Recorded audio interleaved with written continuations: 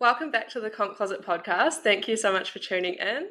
I'm your host, Sarah Moore, and today I am chatting to an incredible athlete and business owner. She's an FMG Wellness Pro, the director of Gab's Prep Co. meal prep service, and a women's online coach. Gabrielle Janvrin, welcome. Hi. Thank you so much for coming on. Did I say your last name right? Yeah. It's spelled exactly how it said. Yes, okay, Yeah. perfect. Yeah. Perfect. That's a good start. So, can you walk us through the early days of your fitness journey and what kind of inspired you to start training seriously and what inspired you to step on stage? Okay, so I lost 25 kilos back in years ago. So it was like 7 years or 8 years. I've been training for 8 years now, so it would have been like 8 years ago. I worked at Macca's and it just got the better of me. I still love Macca's, but I lost weight then, and I did it in like the most unhealthy way you could. Like I ate 3 chicken tenders from KFC for like 3 months a day. Would not recommend it to anyone. It is, you just can't think. It's horrible. Anyways, and as most people will say to you, is once you start eating again, you're going to put on all this weight. And I was petrified of that. So I was 19 at the time. So this background. And I started training. So I go in the gym. My brother showed me a few things, and then I just kind of skyrocketed past him. I was like, I'm obsessed with this. Anyways, as we all do, we pack up our lives from our other life we had and become a fitness freak. And it wasn't until like later down the track, so I worked in gyms and stuff like that, that I even thought about competing. So it was always in my mind, but it was always that battle with, body dysmorphia. Am I going to go backwards? That sort of stuff. And so when I finally was like, okay, I'm good, I was like, okay, make the change. But that's kind of why I got into training. Exactly. I just didn't want to get fat again. Amazing. Well, I feel like that's a similar start to so many people's journeys who start competing, or some people listening might be in a similar phase to what you were at the start of your journey. So, like, how did you actually overcome those fears of putting on weight and like getting back to eating, normal, healthy food from those 3 chicken tenders a day? Okay, so from the 3 chicken tenders, we've moved on to the brown rice, the chicken breast that was so dry that, it could have been a rock. And broccoli. I'm not one to eat vegetables, so it's like big that I was eating broccoli. And I ate that, and sometimes I had beef, which was worse than the chicken, and did that for a while. And then I didn't realize in doing that I wasn't like kind of like, I just didn't feel free. And then I started just cooking everyday food, which kind of leads to a meal prep company. I just started cooking everyday food. I had like lasagnas, lamb legs, all that sort of stuff, and then just started tracking it. And then once I started doing that, I just kind of felt a bit more free with food. Over time, with more knowledge, I think was the main thing. It was like over time, I gained more knowledge about food, nutrition, macros, what works, what doesn't work, got to know my body better, like really tuned into all those things. And then I won't lie, there was a big gap where it was like, am I going to put on weight still? It was very, very scared for a while. And then I think the more I trained, like I go up and down, my emotions really kind of controlled how I was eating, less so than how I saw myself. And then I had to, deal with that too. But it was very much, I think, just that knowledge around, okay, you can eat something else. It's fine. Yeah. And then from there, people obviously saw me cooking things, and then here I am. Yeah, amazing. Well, I'm so keen to get into kind of the business side of it a bit later in this podcast. But going back to competing, when you first decided that you wanted to compete, what steps did you take and what kind of challenges did you have to overcome in those early days? Okay, well, when I first started competing, it was because my partner was, and I was like, I can do that too. And I did an 8-week prep, which was actually 7 or 6 weeks because the show got cancelled. Yay. So I did prepped for that, then it got cancelled, and then October was kind of iffy, so I kind of kept going a bit, and then it got completely cancelled for that year. That was in what, 21, 2021, Mm, 22? I think 21.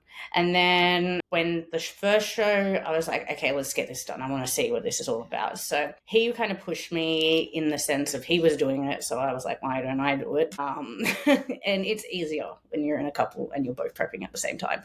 It's when you're not, it's messier because one wants to do one thing, the other doesn't. So yeah, so it was really just, it was on my mind. I've thought about it a lot of times. I've seen lots of girls like followed their journeys and just kind of, I was like, that's something I could do. And I always was like, I always looked at myself, like once I came through the other side, I was like, I do have a physique that can do this. Like I'm genetically blessed in that way that I'm like, I can do this. I'm like, yeah. So that was the big thing that kind of pushed from, okay, scared about it to not, was just him doing it. And he did like 7 shows before that. So he was a bit of a. Wow, that's insane. So, did you get a coach or did Jake coach you? So Jake's coach, he coached both of us, Blake. So I'm back with Blake now. He coached us into those shows. And then, have you ever tried to find a posing coach 8 weeks out? It's not Oh my easy. God. So I found someone who would do it. Luckily, took to it quite easily. But then the show got cancelled, definitely did me favors because I was nowhere near ready. And then I had the meal prep company, so the food was pretty easy. I just remember being so tiny. I'm like, what? The first show, you're always so tiny. Yeah, I think that first shred, like when you don't realize actually how lean you have to get and, how much of you is body fat and how much is actually muscle, like it surprises you how tiny you have to get for that first show. It's absolutely crazy. So, how did that first show go? And then tell me about the journey from that first show to winning your pro card. Like, what shows did you do? How did you improve between shows? Okay, so from the COVID kind of prep to the first show that I did, when I got on stage, I was just really happy to be there. Like it was, me and Jake had to come through a lot of like relationship, like, and it's taken us a few shows to kind of realize what's going on. We don't hate each other. It was just a matter of we just needed to learn how to communicate better and like, because it's so selfish as a sport. So it was like a very butting heads and like, this is my prep, but it's you're both doing it. So that's something we had to overcome over time, which in the last Bali show we actually did nail it as much as one could. But from the first show to getting on stage, I was so like, I love this. Don't remember it all. Don't ask me what happened that day. I was on stage and then I was off stage and I was like, okay, would recommend though, like going to the posing workshops and stuff, because a lot of things that I noticed from the first show to the second show that the difference was knew the stage layout in person. I had never been to a show before getting on stage, so I didn't know the stage layout. I didn't know how like it worked with calling other names. I don't remember my name being called. I think I just walked and then I kind of kept running into the girl in front of me. So that was one thing that I definitely go to a show first so you understand. And then from the first show to the second show, I think I was just mainly like, I think I was more switched on. Like definitely I knew how to prep a bit more. I knew like what I needed to do. And like when I switch on, like there's no breaking from it. It's like my food is 100, like if I'm eating 100 grams of rice, I'm eating 100 grams of rice. That's what's happening. And like cardio and all that stuff, like prioritizing it and making sure it gets done, really switched on. So that was, I think, a difference with the first show to the second show. And navigating business through all this is really hard. But I think I had a lot more muscle mass because I had a long break off. I had like 18 months off. So a lot more muscle mass. Funnily enough, when I went pro, I also came fourth in wellness. So it was like a very big jump from the first to the second time. So that was one thing, long time off. And I just think that in the journey to stage, I wasn't thinking about winning at all when I went pro. I wasn't at all thinking about it. I was just like, it was a big distraction for what was going on in life, which prep is great for. If you've got something big going on over there, then it's just like, I'm just going to dive into this and just give it everything. And you won't even think about what's going on over here. So I think that was something, it passed the time really quick. It was just really, okay, we're doing this. Yes, absolutely. So you obviously leveled up, like you had more muscle, you had a bit more attention to detail during that prep. You obviously had more time to work on posing and all of that. Like I think a lot of people forget how much you can actually improve between 2 shows. And they would have seen, you compete in your first show and then 18 months later you sit on stage again, but they don't see all of that time like in between the two shows, you're actually like working hard, building muscle, doing all the things to Yeah. actually improve. Yeah. And like from, I think a long break off shows is excellent. Like the longer you can have, like the better. Like you have to go in your head, be like, do I want this or do I want to do really well, but like 3 shows later? So it's like keeping pushing it back when you feel like you're not there. But like, even like with Bali, I wanted to go into wellness, but like I wasn't thinking I was ready. And it's like, okay, well, I just want to get, feel for things again before I have 2 years off. Yeah, absolutely. So how did it feel when you won your pro card? Honestly, life changing. Like, I've never won a sport ever. I never played group sports. I never did anything. I've never won anything in my life. So it was like, wow, okay, this is a new feeling. I don't think it has words. I don't think anyone can describe winning in words. It's just like, it's like a flashback of like everything that you went through to get there. And then it's just like this, I'm going to say euphoric feeling of like on the clouds. And it's like, wow. And yeah, so it was definitely really, really, good feeling. It was definitely worth it. Yeah, amazing. And then tell me about what happened after that show and then the experience of competing in Bali as well. Okay, so I'm going to merge it like into the kind of two things. Well, from after that show and Bali, I'm going to start with the end and then I'll go backwards. Getting off stage after Bali, I was like ready to live life. I'm like, I didn't have any comp prep blues. When I actually won, I didn't know what to do with myself because you put so much into it and you just like, what do I do? When I got off stage in Bali, I was ready to have a holiday. I did not do a reverse diet. I'm like, that went out the window. I'm cleaning up now. But I was like, I don't recommend it. But it was like, if not now, then when am I going to enjoy? I'm in Bali. I had 4 weeks off, the perfect reverse amount of time. I'm like, no, I don't care. I was just like, I do not care. I'm going to just enjoy myself and get back on track when I know to, because I can reel it back in when I need to. But so getting off the stage from Bali to my pro show winning was like lost in the world. And then this was like, it's given me a lot of direction. I'm like super switched on after this one. Haven't been so consistent with my training since getting off stage in Bali. In like that passion really got ignited again rather than like now what. So competing in Bali was interesting. In peak week, decided to learn how to ride a scooter and lost my toenail. Again, this is like a do not do. So I also got my shoes on the Friday before, so I hadn't worn them yet. Also do not recommend. So from like leaving to getting there, everything kind of was just not gelling right at all. Like a bit me inflicted and it was just not feeling right. So when I got to Bali, I don't know what it was on that day. Everyone else would be different, but I just felt rushed in my head.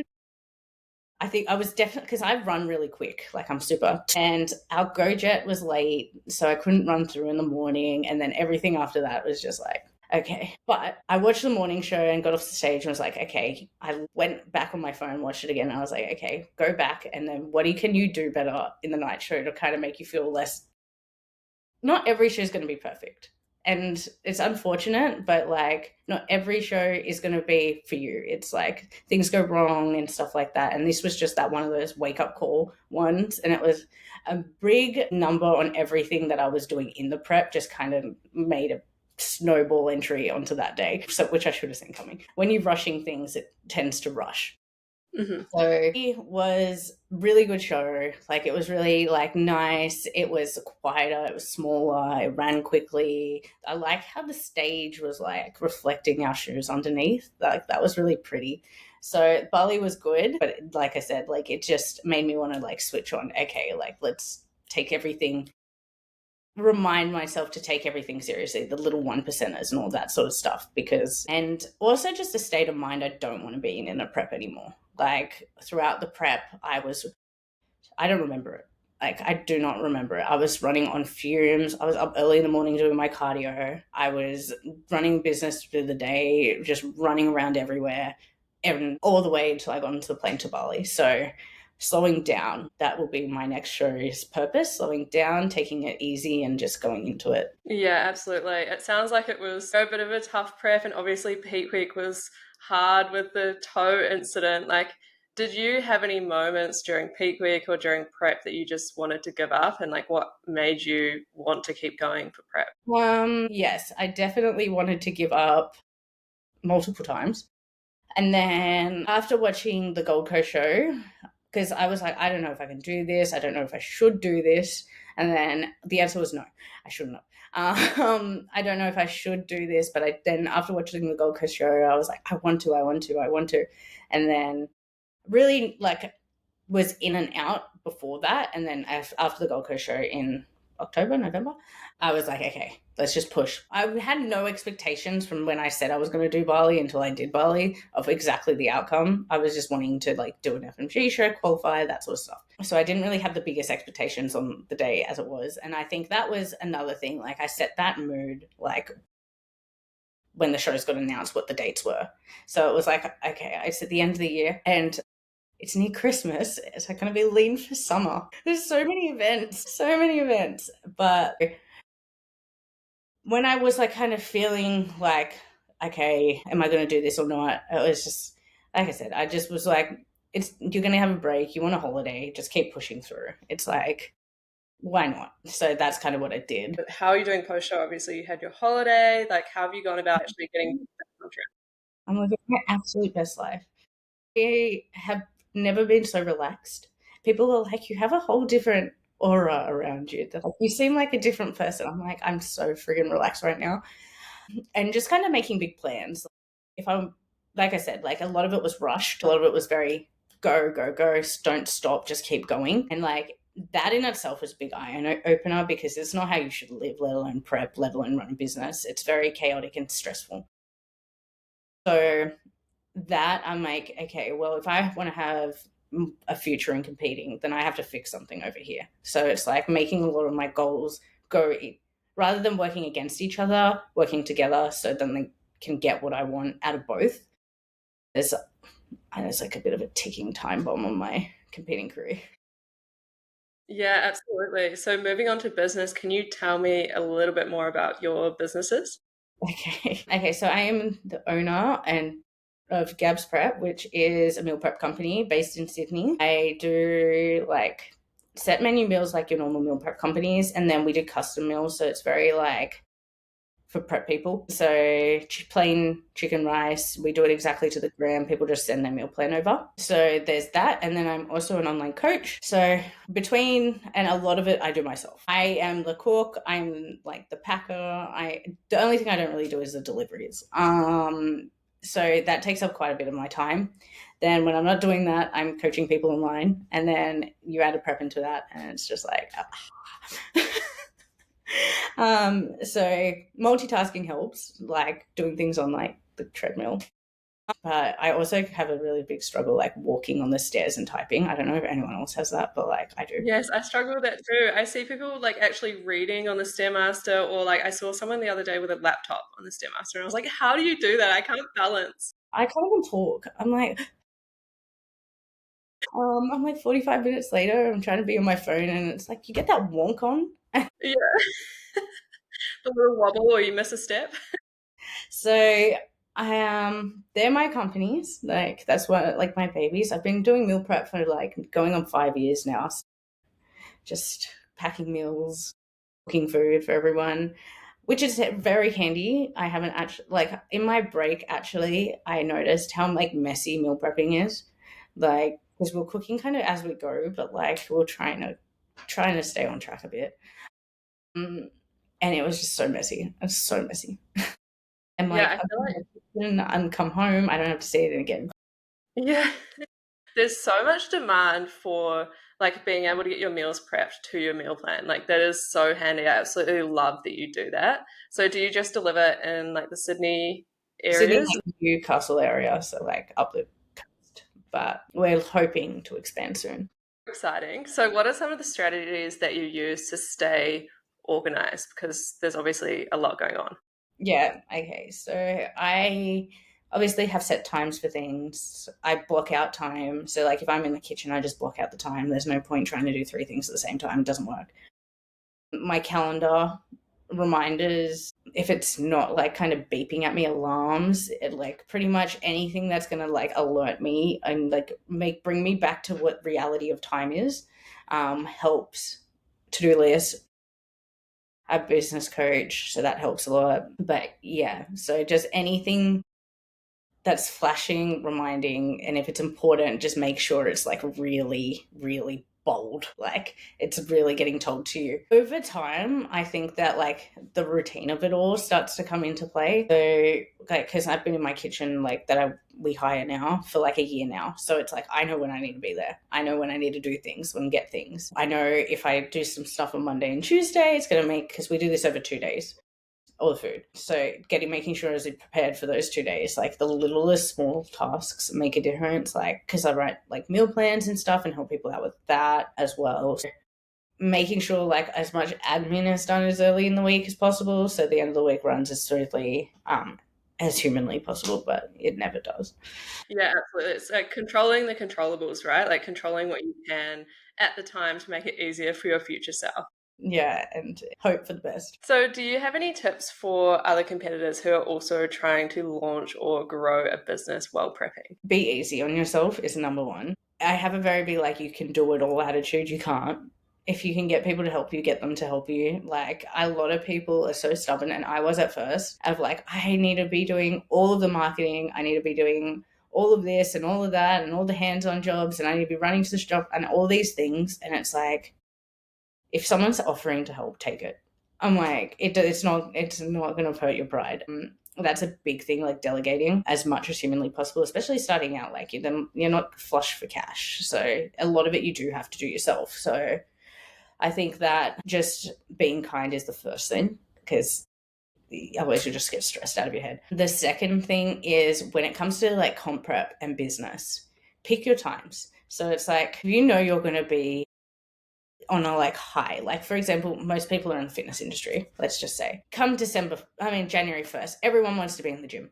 If you know you're going to be absolutely smashed, try and book a show like in the middle of the year. Set your date for then. So it's like setting the date for what works for your business and for you in that quieter time, because it can definitely get a lot very quickly.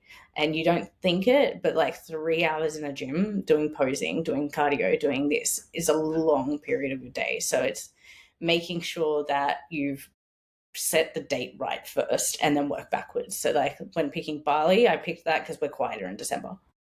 It didn't work out as I expected, but like that's why I did pick it. So I think that's first. Making sure that you have like people who can support you, if it's like friends or family members that can help you towards the end and the stuff you can't really do as well anymore. Because like I'm pretty bad for driving in prep. But it's like a scratch here and there, but like my brain's not there. So it's those sort of things where it's like you can have someone to be like, can you help me hold my hand and do this? Having that is important. I think that being realistic is also very important. I'm very proud of the fact that I didn't lose a dollar or a client or anything during my prep for Bali. But in other preps, it has been a downhill. So it's like what I did differently was I did prioritize the business first, and then the prep had to come second.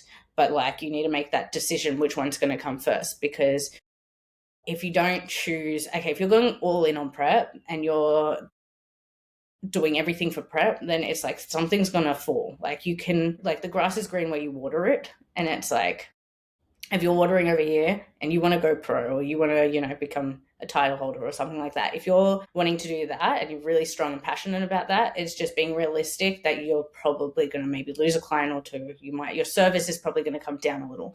And you just, if you can communicate it, like it's great that on like your social media platforms, you can just kind of share your prep journey so people can understand what's going on at the same time, so they can be a bit more, you know, relaxed, and they're like, I'll cut us some slack.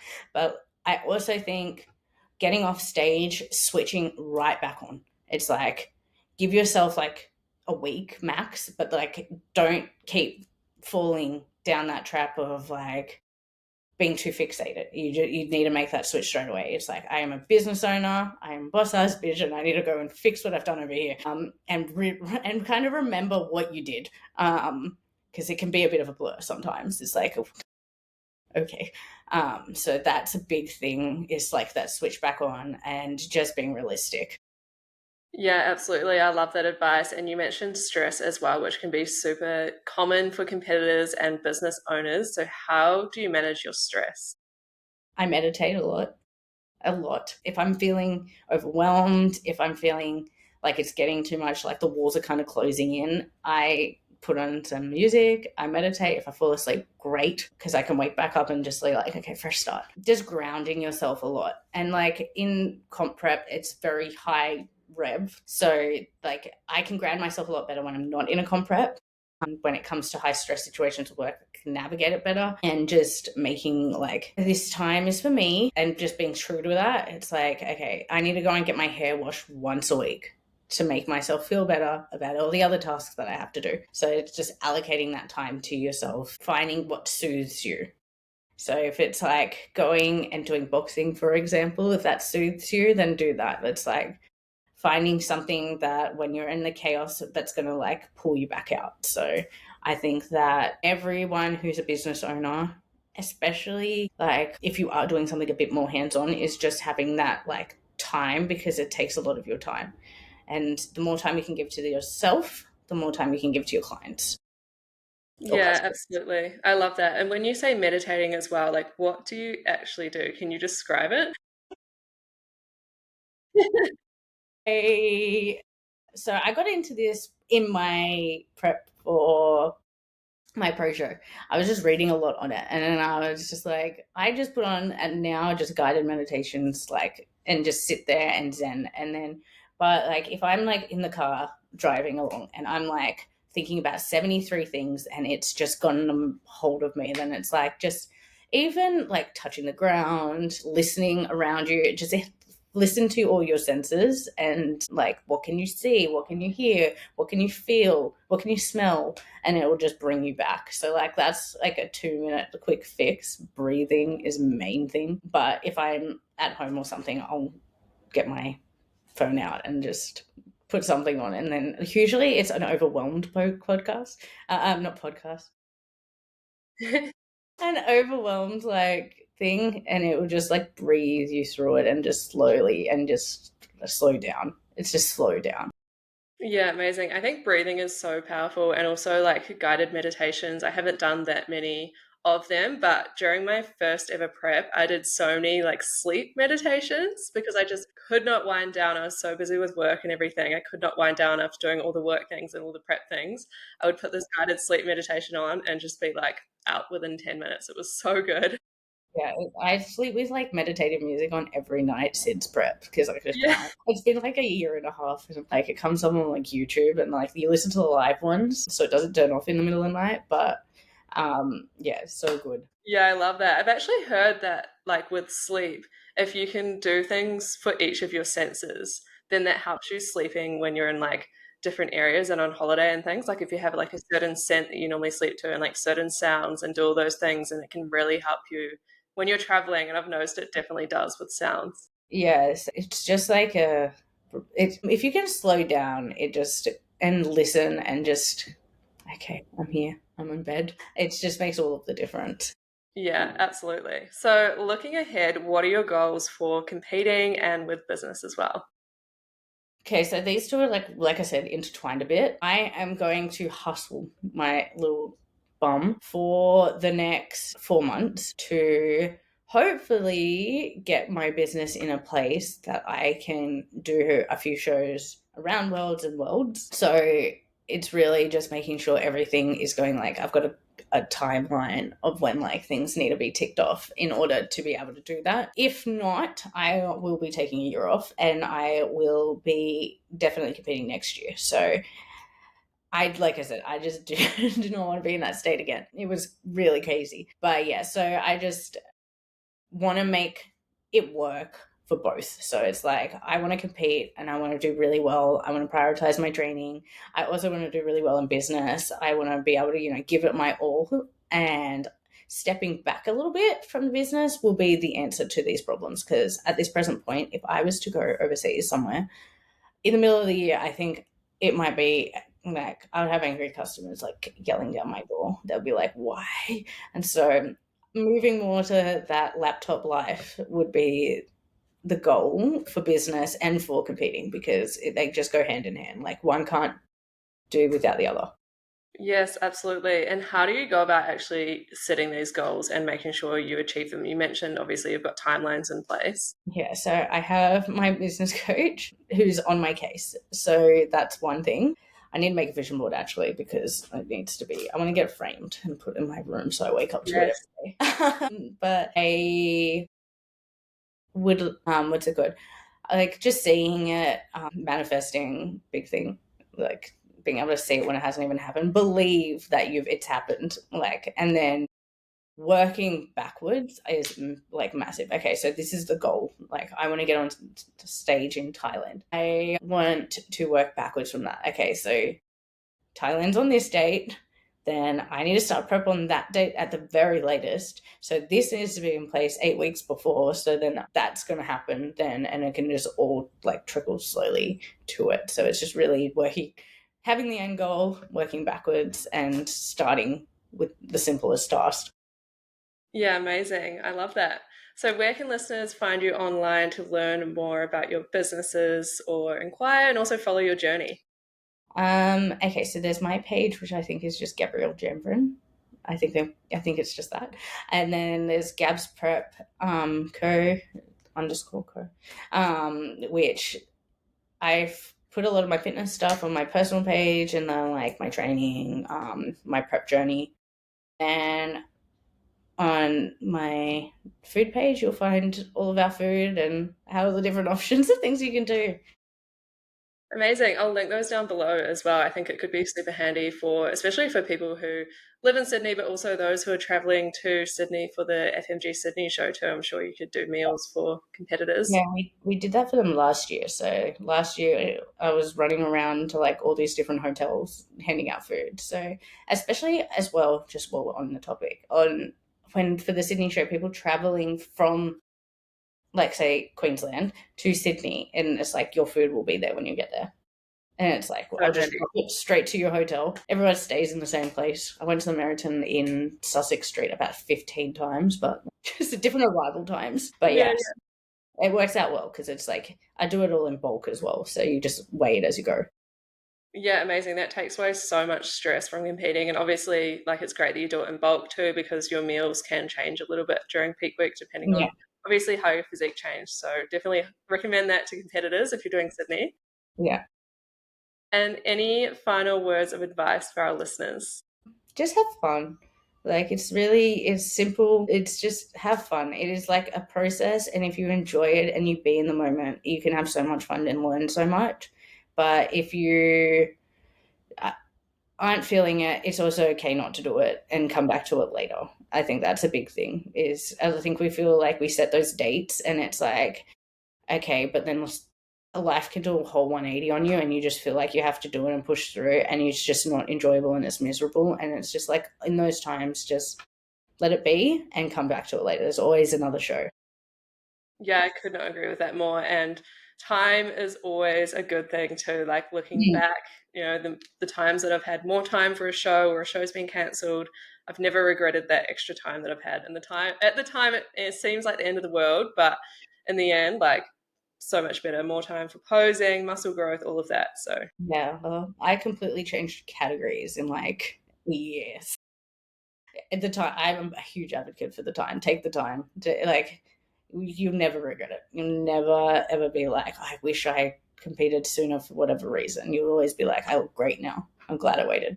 yeah, absolutely. Well, thank you so much for coming on, and thanks so much to our listeners as well. If you could take a moment to rate the show on whatever platform you are listening to it on, it really does mean the world to me. It helps us to grow, and make sure that you hit follow as well so you don't miss any of our weekly episodes. Thanks so much.